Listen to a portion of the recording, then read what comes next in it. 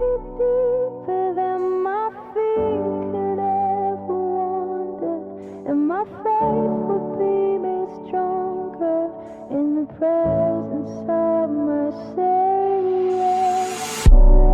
Spirit, lead me where my trust is without border.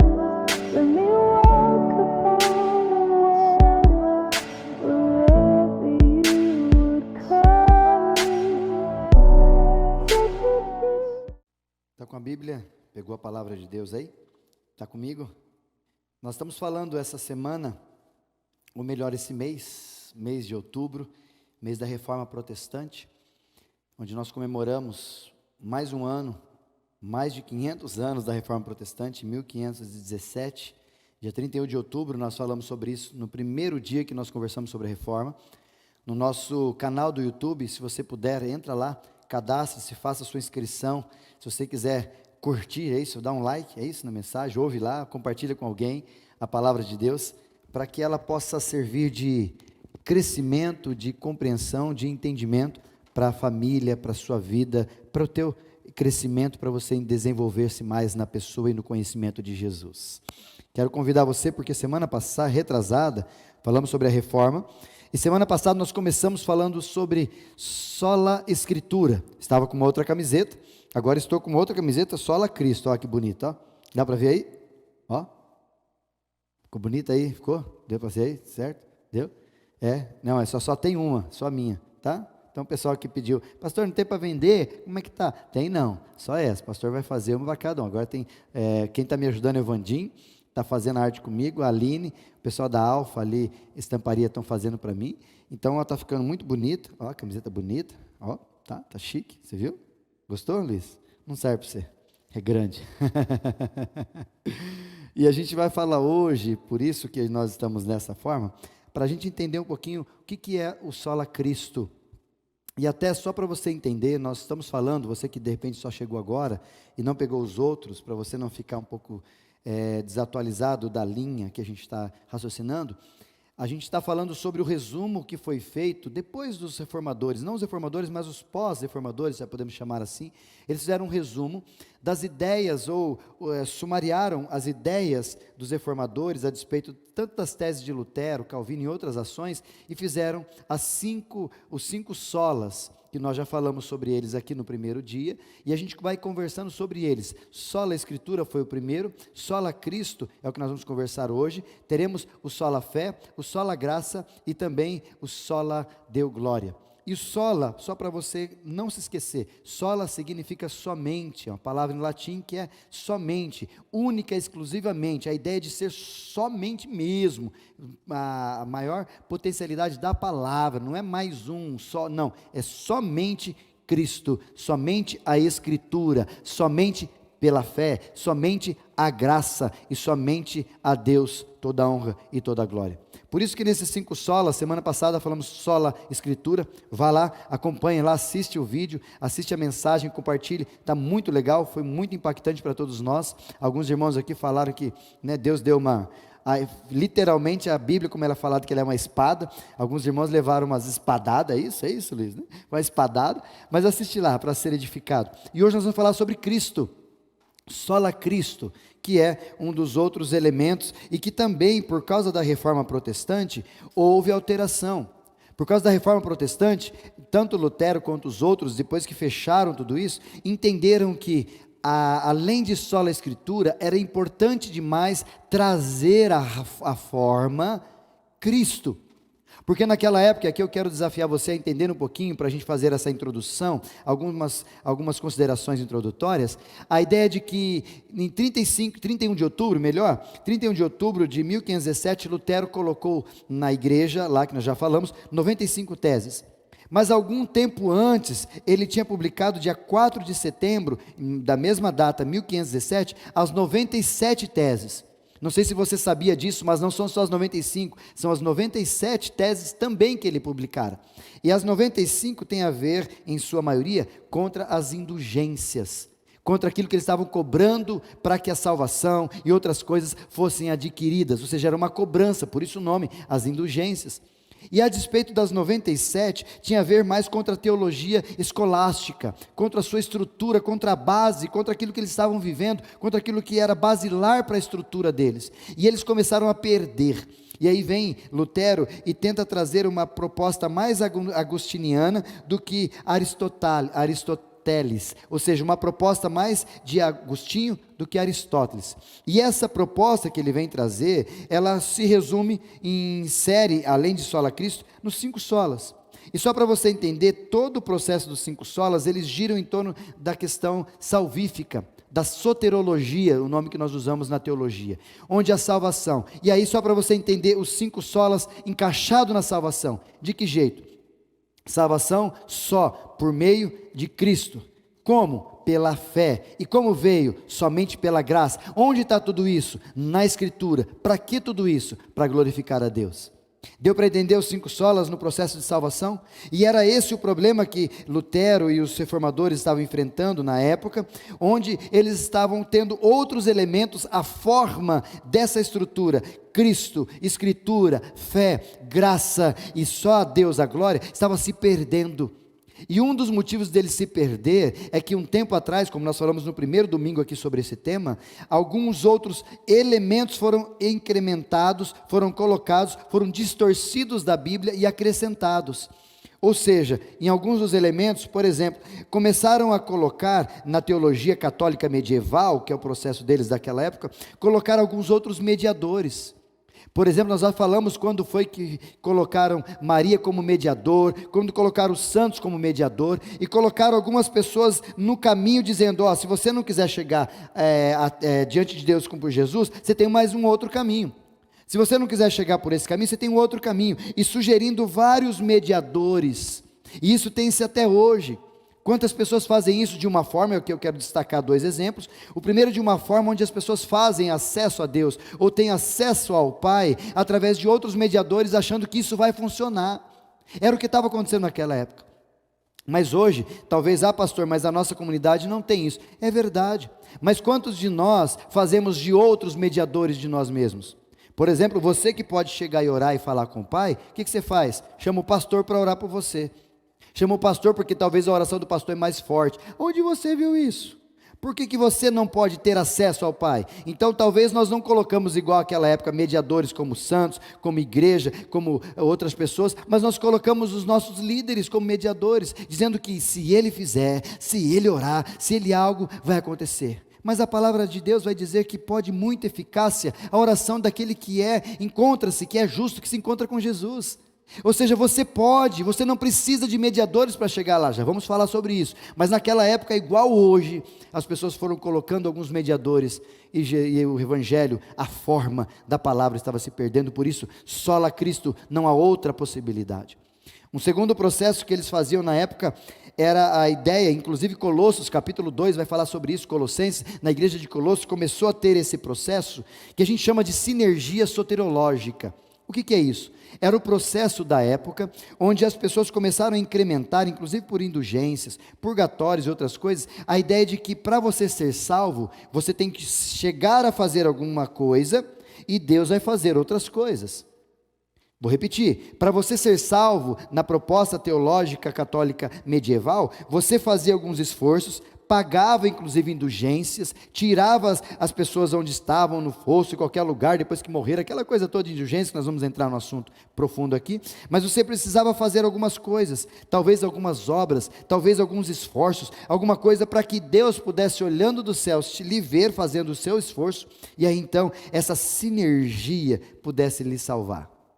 Isso é totalmente antibíblico, porque toda vez que eu encaixo ou coloco essa estrutura da indulgência ou de sinergia de salvação, eu quebro completamente o Evangelho de Jesus. Porque deixa eu dizer uma coisa bem clara para você. Que ela está funcionando, David? Deixa eu dizer bem claro para ficar mais pertinho. Que ela está mais perto? Então maravilha, coloca ali para mim então. Qual a diferença entre religião e Evangelho de Jesus? O princípio é muito claro. Religião, você desce, a palavra original latim religare, então você vai religar a um ser celestial. Religião, você desce um pouco e o homem sobe um pouco. Religião, Deus desce um pouco e você sobe um pouco. Isso é religião, onde nós vamos nos encontrar em algum lugar no meio, em cima, depende das suas obras, depende se você fizer bastante coisa, então você sobe bastante, e Deus só precisa descer um pouquinho, aí você se encontra. Isso é religião. Evangelho de Jesus não é assim. Evangelho de Jesus é a graça de Deus, completa e exclusivamente descendo, e você nada, não tem o que você faça que vai te salvar, não tem o que você deixe de fazer que vai te deixar de salvar, não, é graça, é só Jesus, é graça de Deus, vindo e resgatando você.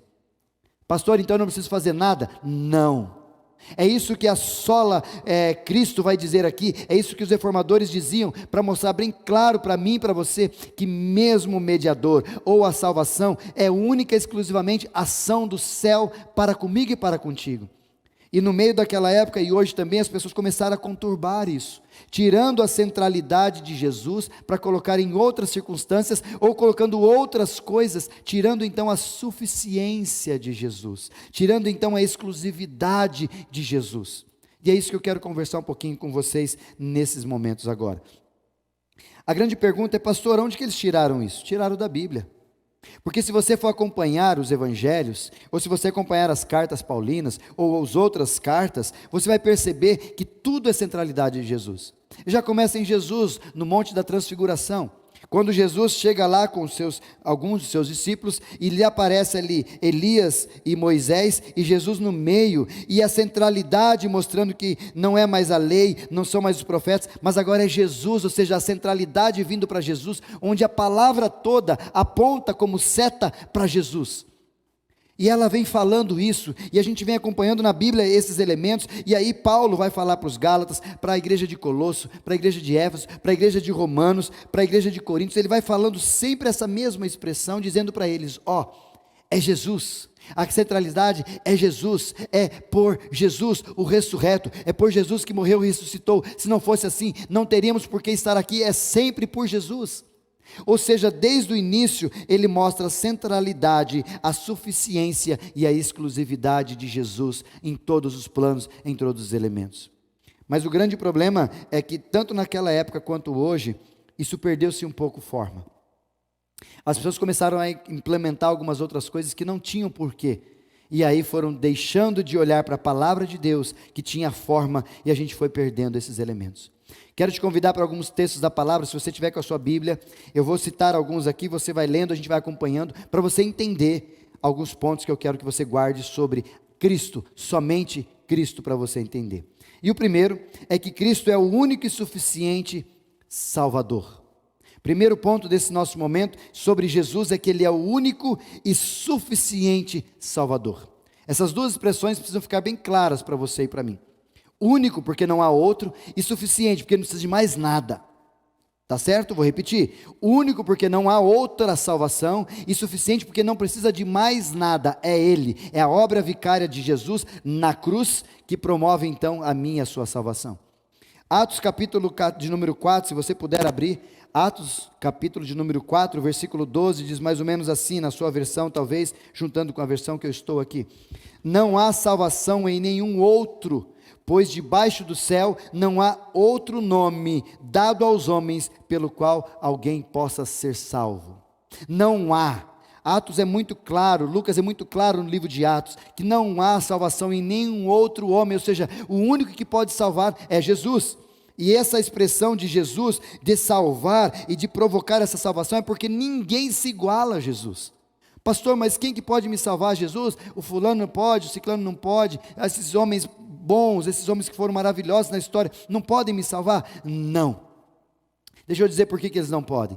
Porque quando nós olhamos para a história da palavra de Deus, quando o pecado entrou, houve, segundo Romanos capítulo 6, versículo 23, vai dizer que o salário do pecado é a morte. E todos nós não fomos criados para a morte, mas por causa do pecado, nós vamos ter que enfrentar e ser desafiados e viver a consequência do pecado, que é a morte. Romanos também vai dizer que todos pecaram e carecem da glória de Deus. Há uma necessidade, há uma expectativa, ou seja, há um pecado sobre mim, um pecado sobre você, algo que nos tem carcomido a nossa estrutura, quer seja você homem, seja você mulher, seja criança, seja adulto, seja mais velho, todos nós estamos debaixo da lei do pecado.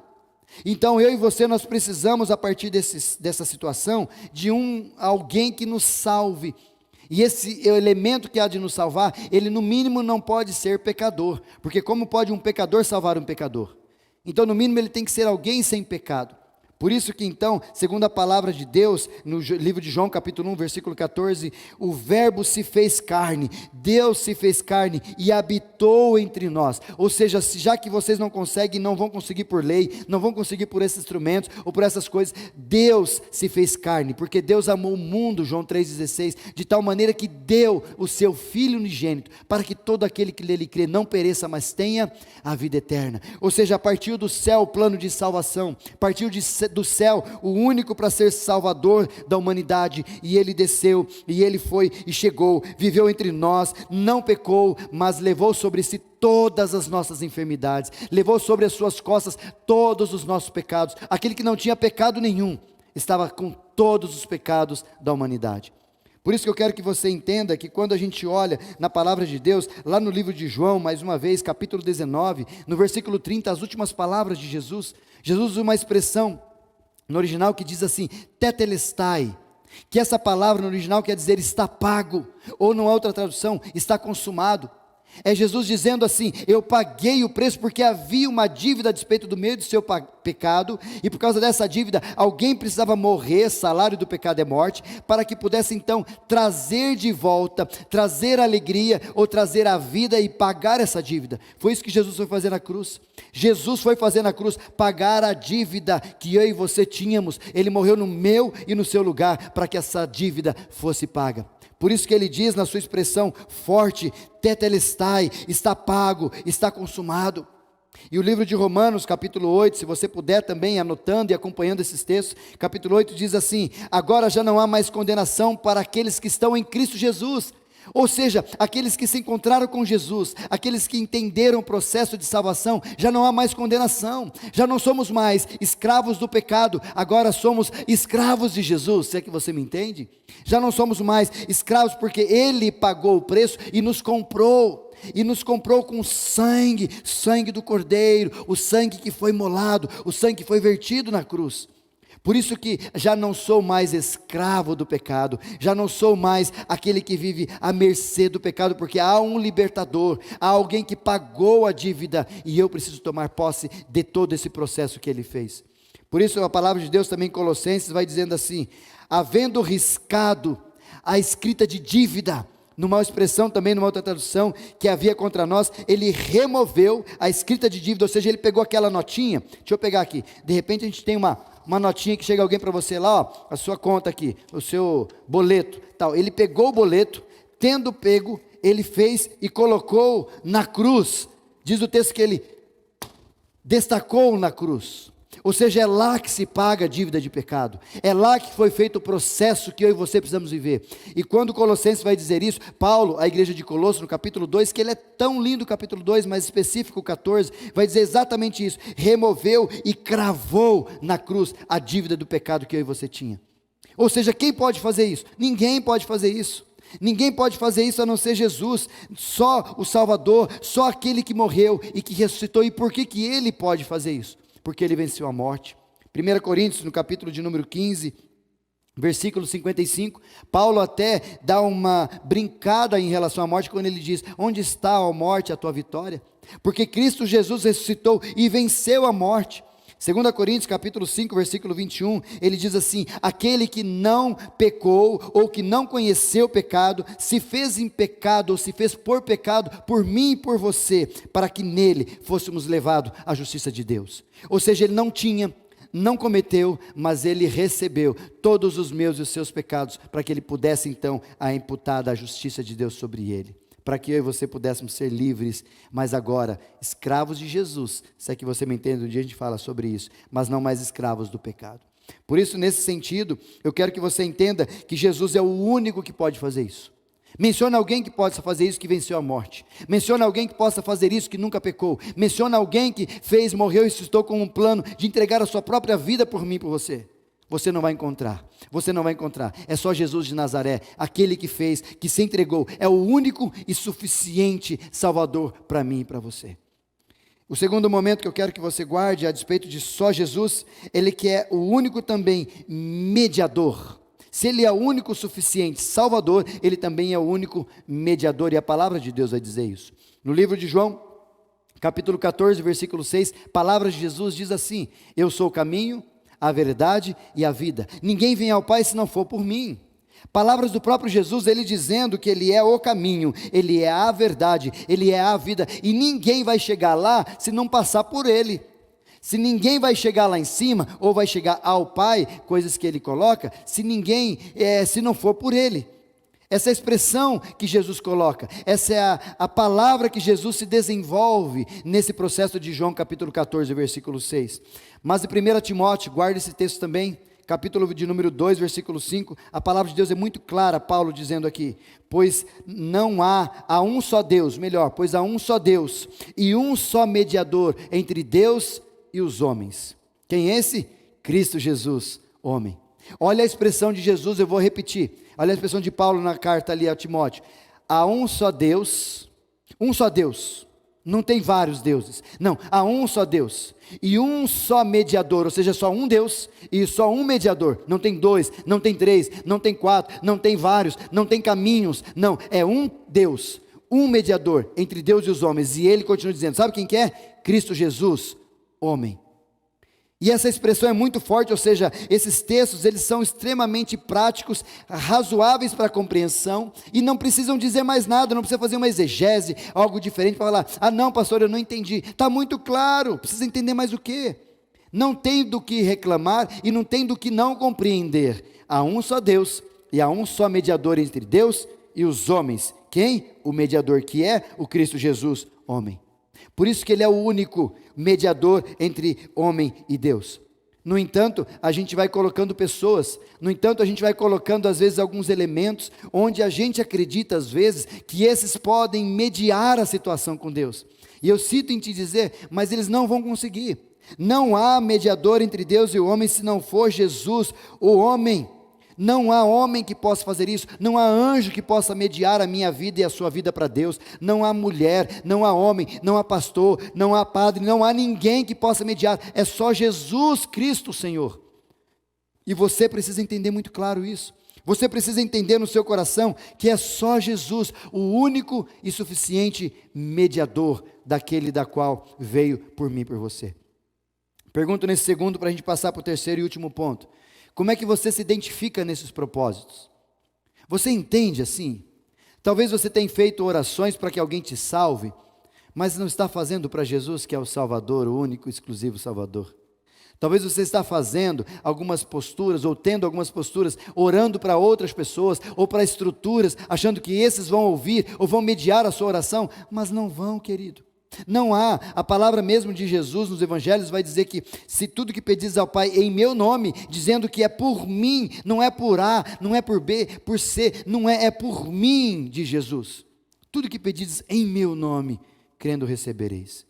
Por isso que eu quero passar para o terceiro e último ponto, lembrando dos dois primeiros. Jesus é o único e suficiente Salvador.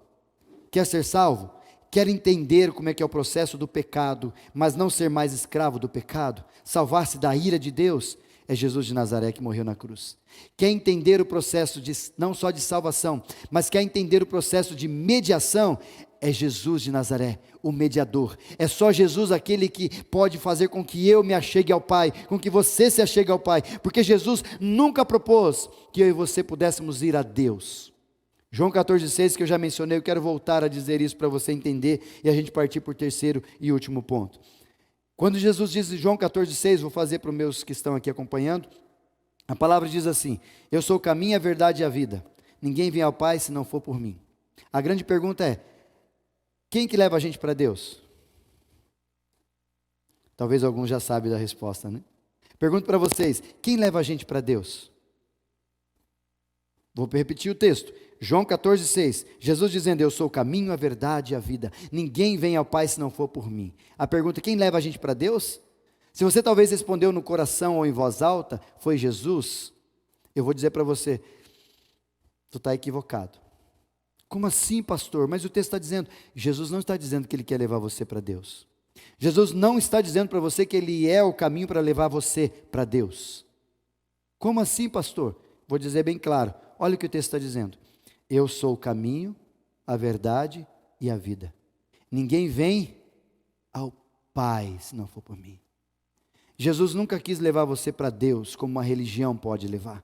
Jesus quer algo mais íntimo, porque Ele veio do Pai, e Ele quer levá-lo, tanto que Ele diz, ninguém vem, ou seja, eu também estou, e eu e o Pai somos um, vir ao Pai se não for por mim. Ou seja, além de Jesus nos religar ao algo supremo, esse supremo não é um Deus, como nós falamos, ou algumas pessoas pensam, é um Deus. Não é um Deus.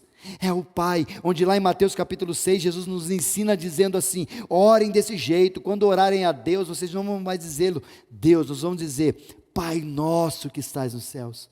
Ou seja, a alegria de Jesus na minha e na sua vida, é fazer com que os seus filhos voltem a ter relacionamento com o Pai.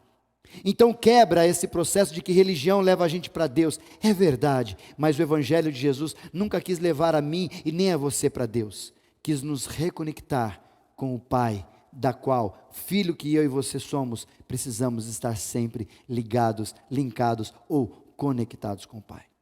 Mas a terceira e última ideia que eu quero que você guarde, a despeito de Jesus ser o único e suficiente Salvador, o único mediador, o terceiro e último que eu quero que você pense um pouquinho, é que Jesus é a única referência de imitação. Como assim, pastor? Vou ler o texto, única e exclusiva referência de imitação. Há um propósito de Jesus. Jesus não veio só salvar a mim, Jesus não veio só transformar a minha vida de pecador, de alguém que era escravo do pecado para alguém agora que vive pela graça. Não é só esse processo.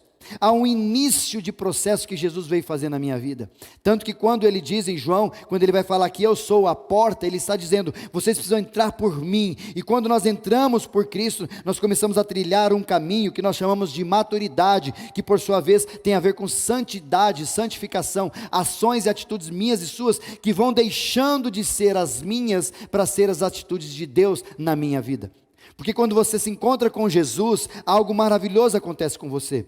Segundo o próprio Jesus em João, ele vai dizer que nós precisamos nascer de novo. Aquele que nasceu da carne é carne, aquele que nasce do Espírito é Espírito. Então nós nascemos de novo, e a partir do instante que eu e você nascemos de novo, nós somos templos do Espírito.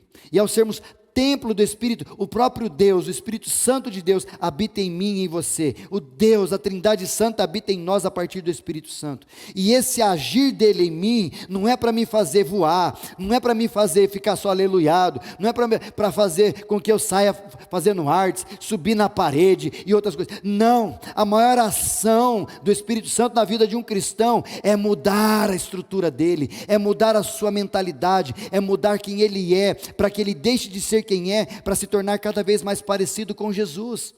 É essa a ideia da transformação, é essa a ideia do único Salvador, único mediador, para que eu me torne então alguém parecido com Jesus. A palavra de Deus diz muito claro isso, capítulo 8 do livro de Romanos, se você tiver com a sua Bíblia, abra rapidinho ali, versículo 29. Olha o que diz a palavra, porque aos que de antemão conheceu, também os predestinou para serem conforme a imagem do seu Filho, a fim de que ele seja o primogênito entre os irmãos. Ou seja, Paulo está dizendo aos romanos que de antemão, lá atrás, já tinha predestinado para que eu e você, ao encontrarmos com Jesus, nós pudéssemos ser então aqueles transformados e parecidos com Jesus e filhos do Pai, e somos irmãos em Cristo Jesus. Mas a grande questão, e aqui eu quero te incomodar um pouquinho sobre isso, é que muitas vezes nós não entendemos assim.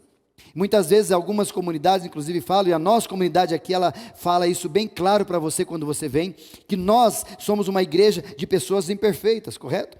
Somos uma igreja de pessoas que erram, tanto eu quanto erro, sou o maior dos pecadores nessa comunidade, o pastor, os meus presbíteros, os irmãos aqui, nós erramos, falhamos porque ainda somos pecadores, mas não mais escravos do pecado. Hoje nós podemos forçar, nós podemos pela palavra, pela ação do Espírito, forçar ali e resistir ao pecado. No entanto, a grande questão é que às vezes as pessoas, eu já ouvi alguns líderes falando isso, pastor, na minha igreja pode vir como você quiser, é verdade, você está livre para vir aqui na nossa comunidade, como você quiser, do jeito que você está, mas saiba de uma coisa, a partir do momento que você se encontra numa comunidade que prega o Evangelho e a palavra de Deus, você não pode mais continuar o mesmo. Você vem do jeito que está, mas você precisa sair a cada dia transformado pelo poder do Espírito na tua vida, pelas informações da palavra que vão adentrando o teu conhecimento, adentrando o teu coração, mudando a sua ideia, a sua cosmovisão e produzindo em você uma transformação da qual as suas pessoas que estão perto de você, o teu marido, a tua esposa, os teus filhos, a tua família vai perceber que você está mudando a cada dia que passa. E a grande questão é que parece que isso é tão estranho aos olhos da comunidade, aos olhos das igrejas. As pessoas vêm para a igreja, saem da igreja, fala que é crente, fala que é cristão, fala que é presbiteriano, fala qualquer igreja, mas não muda. E você olha todas as ações de Jesus, quando ele se encontrou com todas as pessoas, ninguém que se encontra com Jesus continua sendo mais o mesmo. Se você é o mesmo depois que se encontrou com Jesus, sinto em te dizer, ou você achou que encontrou com Jesus, ou o Jesus que você encontrou não é o Jesus da palavra. Porque não dá para encontrar com Jesus e continuar sendo a mesma pessoa, porque Ele transforma, Ele incomoda, e não só Ele, o Espírito Santo que habita em nós, a partir do encontro com Ele, começa a mexer na minha vida, no meu caráter, no meu comportamento, nas minhas mazelas, nas minhas falhas, e começa a moldar o caráter de Cristo em mim, a partir de Gálatas capítulo 5, dos frutos do Espírito, amor, alegria, paz, longanimidade, bondade, fidelidade, domínio próprio, começa a mexer em mim, e eu me torno uma pessoa melhor para todo sempre, um amigo melhor, um marido melhor, a cada dia que passa. Tanto que esses dias fizemos aniversário, alguns aqui fizeram aniversário em outubro, que é o melhor mês do ano, né? Quase alguns pegaram setembrinho ali, né, Luiz? Mas outubro, melhor mês do ano. E eu tenho dito para algumas pessoas, inclusive para o Luiz, acho que para o Tiago também, que fez aniversário esses dias, a gente conversando sobre isso, que a maior alegria da gente fazer aniversário, para mim não tem sido só celebrar anos, ou como eu ouvi do meu querido Ricardo, não é celebrar ano, mais uma volta em torno do sol. É isso, Ricardo? Acertei? Mais uma volta em torno do sol. Ou seja, você completou a volta. Maravilha, nunca tinha ouvido, mas como o cara da astrolua, né, ó, fazendo merchan aqui, hein, da astrolua, me ensinou mais esse detalhe. Mas a questão não é só você fazer mais um ano de vida. A questão que você precisa se perguntar é em quem que você se tornou por mais um ano de vida que se passou. Será que eu que fiz esse aniversário esses dias, será que nesse tempo, do ano passado para esse, eu estou mais parecido com Jesus? Eu estou mais próximo do que Jesus faria? Eu tenho mais características plausíveis no falar, no agir, no ir, onde estar, como Jesus teria? E essa é a grande pergunta que eu e você precisamos fazer, porque o apóstolo Paulo, ele vai dizer em 1 Coríntios capítulo 11, versículo 1, tornam-se meus imitadores como eu sou de Jesus, ou seja, há uma referência a um imitador, a alguém que a gente precisa olhar e agir conforme ele, também é Jesus.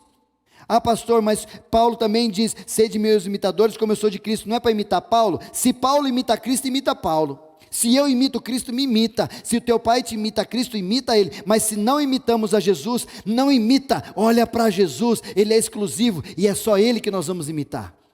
E não só imitar, mas a proposta, inclusive em Efésios capítulo 4, e eu quero abrir esse texto para ser o último, eu quero ler na integralidade dele, capítulo de número 4, a partir do versículo 20, quando diz assim as Sagradas Escrituras, se você puder. Efésios capítulo 4, versículo 20 em diante.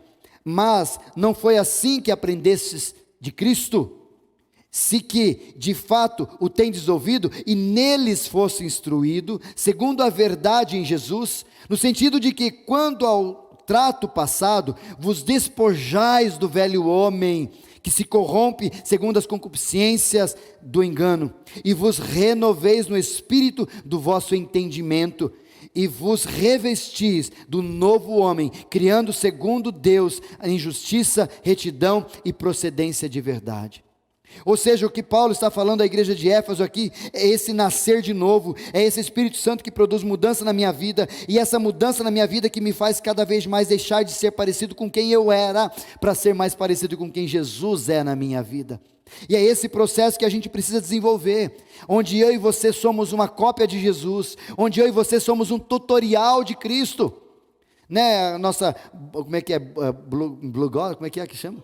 Blogueirinha, a nossa blogueirinha, que a gente faz no YouTube, você chegar lá no YouTube e colocar tutorial da mesa de som, tutorial UI24S, você vai achar lá um monte de gente ensinando o que é a mesa. Você colocar lá tutorial do violão X, vai lá achar um monte de gente falando o que é aquele violão. E a grande questão é quando colocar tutorial de Cristo, eles têm que achar a mim e a você, representantes do Evangelho de Jesus, parecidos com Jesus, e ali eles vão encontrar Isaías, tutorial de Cristo, Isaías, tutorial de Cristo, Luiz, tutorial de Cristo, Davi, tutorial de Cristo, eu e você. Mas aí a grande pergunta que eu quero colocar e aqui concluir esse nosso momento, perguntando para você, se as pessoas puderem, ou melhor, se eu puder perguntar para as pessoas que vivem ao seu redor, se você é um tutorial de Jesus, o que eles vão responder de você? Como que você entende isso? Por isso eu quero finalizar deixando esses desafios para você. Jesus é o caminho, caso você não esteja encontrado, ou caso você esteja perdido, Jesus é o caminho para a sua vida. Jesus também é a verdade, caso você está em dúvida, ou caso você não tenha encontrado aquilo que sustenta e te dá força e base para você viver. Jesus é a verdade. E Jesus é a vida, caso você não tenha encontrado, ou não tenha vivido, ou acha que a sua vida não vale a pena, é em Jesus Ele é a vida, Ele é o caminho, Ele é a verdade e Ele é a vida. E para eu deixar alguns desafios para a gente pensar. Primeiro desafio que eu quero deixar para você pensar e meditar nessa semana. Primeiro desafio, você já se encontrou com Jesus de verdade? Já se encontrou com Jesus de verdade? Eu já, pastor. Tá, então sua vida mudou. Não, então sinto em te dizer, talvez você não encontrou com Jesus. Hoje o Evangelho está à sua disposição. Hoje Jesus tem uma palavra de amor a você, uma declaração de amor de Deus a você, dizendo: querido, eu quero te dar vida, e vida que vale a pena ser vivida. Eu vim para que tenham vida, e a vida que vale a pena ser vivida. Que tal você se entregar a Jesus? Que tal você se permitir? Que tal você abrir o teu coração e ter um encontro maravilhoso com Jesus nessa noite? O segundo desafio que eu quero te fazer é sobre você que já encontrou com Jesus. Você está parecido com Jesus? Você que já encontrou com Jesus, talvez você já encontrou com Jesus faz 20 anos, faz 30 anos que você é cristão, faz 40 anos que você vai na igreja. A grande pergunta que eu te faço, nesse processo, nesse tempo todo que você vive com Jesus ou longe de Jesus, você está parecido com Ele? Você está cada vez mais parecido com Jesus? Terceiro e último desafio que eu te faço, e a pergunta que eu fiz no momento anterior: o que dizem a teu respeito? Existem duas formas de dizer sobre você quando você se manifesta cristão. E as duas têm as mesmas letras e palavras, mas a entonação fonética vai dizer a verdade sobre ela. Quando você chega na sua academia, quando você chega no seu trabalho, ou algum lugar que as pessoas não te conhecem, aí você diz assim: eu sou cristão. O que eles vão dizer? Por duas formas. Você é cristão?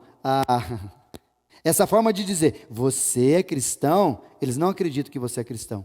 Porque antes das suas palavras chegaram os teus comportamentos. E os teus comportamentos não dizem sobre a tua palavra que você é cristão. Ou talvez você pode ouvir a mesma frase com uma outra entonação, dizendo assim: você é cristão. Dizendo assim: eu sabia, porque alguma coisa tinha diferente em você, e eu sabia que você era cristão pelo teu comportamento, pelo seu jeito de ser, seu jeito de reagir à vida. Como vão dizer a seu respeito? Uma vez a última frase minha, Mahatma Gandhi tem uma das suas frases, muito importante, eu quero que você guarde, quando ele diz assim: eu seria um cristão, sem dúvida eu seria, se os cristãos fossem 24 horas por dia. Vou repetir. Mahatma Gandhi diz: eu seria um cristão, sem dúvida, se os cristãos fossem 24 horas cristão por dia. Sabe o que ele está dizendo para nós? É que a gente está sendo cristão dentro da igreja, às vezes nem dentro da igreja. A gente está vivendo o cristianismo solo Cristo, ou sola Cristo apenas aqui. E lá fora a gente não é a imagem, uma cópia, um tutorial de Jesus. Por isso eu desafio você essa semana. Pense quem tem sido o seu mediador. Pense aonde você tem ajustado a sua salvação. Pense quem que você tem se relacionado. Mas você que já encontrou-se com Jesus, a pergunta é: pense em quem você tem se tornado lá fora. Mais parecido com você mesmo ou mais parecido com Jesus? A proposta da palavra é que eu e você nos tornemos a cada dia mais parecidos com Jesus, porque Ele é único, exclusivo, e a palavra de Deus, e a sola Escritura, sola Cristo, sola fé, sola graça e sola Deu glória, é para dizer para mim e para você que tudo tem a ver com a centralidade de Jesus. Só por Ele, para Ele, são todas as coisas, diz a palavra de Deus.